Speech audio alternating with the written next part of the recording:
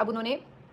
جو اپنا میسج ہے وہ علیمہ خان کے تھرو بھی بھجوا دیا. آج علیمہ خان نے بھی جو اڈیالہ کے باہر گفتگو کی ہے، انہوں نے کہا ہے کہ ان کے پاس نائکاپ ہے. نائکاپ جو ہے یہ بیسکلی آپ کہہ لیں کہ جو اوورسیز پاکستانی ہیں ان کے لیے پاکستان کا ایک نیشنل آئیڈینٹی کارڈ ہوتا ہے. اور جب کسی کے پاس کسی بھی ملک کی NIC ہے یا آئیڈینٹی کارڈ ہے، دیٹ مینس کہ وہ اس کا شہری ہی کنسیڈر ہوتا ہے. تو یہ national identity card for overseas Pakistani, جس کو نائکاپ کہا جاتا ہے، وہ ان کے پاس موجود ہے.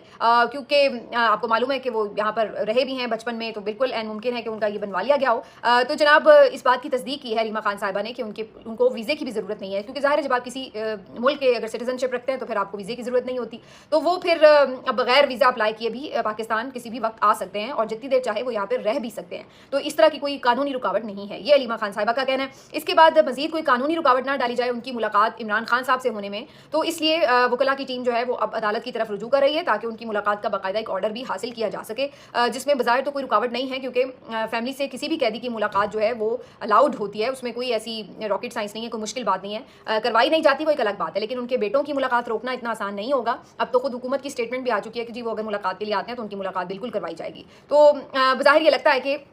اب یہ وہ ایک صورتحال ہے جس کا سامنا حکومت کو کرنا ہی پڑے گا، بھلے وہ اس کو اوائڈ کرنا چاہتے ہوں، کیونکہ انہیں بھی اس بات کا اندازہ ہے کہ اگر قاسم اور سلیمان یہاں پر آتے ہیں، اگر ان کا ایک ویلکم بہت بڑا بن جاتا ہے، اس کے بعد اگر ان کی عمران خان صاحب سے ملاقات ہوتی ہے، اس ملاقات کے بعد اگر وہ میڈیا کو بریف کرتے ہیں، تو یہ تمام وہ چیزیں ہیں، وہ تمام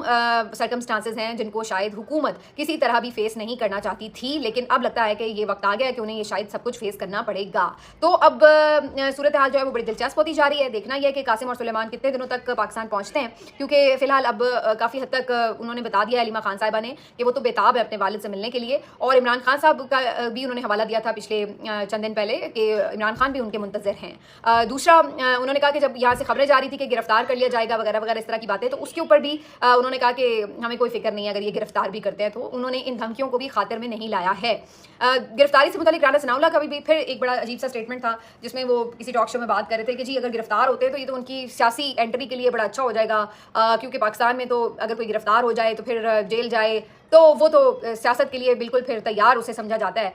ایون انہوں نے نواز شریف صاحبہ کی جو صاحبزادی مریم نواز صاحبہ، ان کے بارے میں یہ بات کی کہ جی مریم نواز بھی صرف یہ نہیں کہ کوئی قابلیت کی وجہ سے آ گئی تھیں، بلکہ وہ جب گرفتار ہوئیں جیل گئیں تو پھر وہ ایک بڑی لیڈر بن گئی. تو اب یہ ساری ویسے باتیں بڑی بے مقصد ہیں، کیونکہ قاسم اور سلیمان یہاں پہ کوئی پاکستان تحریک انصاف آگے بڑھانے اور چلانے یا اس کی کمان سنبھالنے نہیں آ رہے. اس بات کا انہیں اندازہ ہونا چاہیے کہ وہ یہاں پہ کوئی سیاست کرنے نہیں آ رہے، وہ اپنے والد سے ملاقات کرنے آ رہے ہیں. اور ان کی کوشش ہے کہ مختلف حلقوں میں جہاں ان کی سنی جاتی ہے، امریکہ میں یا اور جگہوں پر، مختلف جو عالمی ادارے ہیں وہاں پر، وہ اس بات کو انشور کر رہے ہیں کہ جی ان کے جو بنیادی حقوق ہیں وہ بھی انہیں دیے جائیں اور ان کا فیئر ٹرائل ہو اور ان کو آزاد کیا جائے، کیونکہ وہ ایک وکٹمائزیشن کا شکار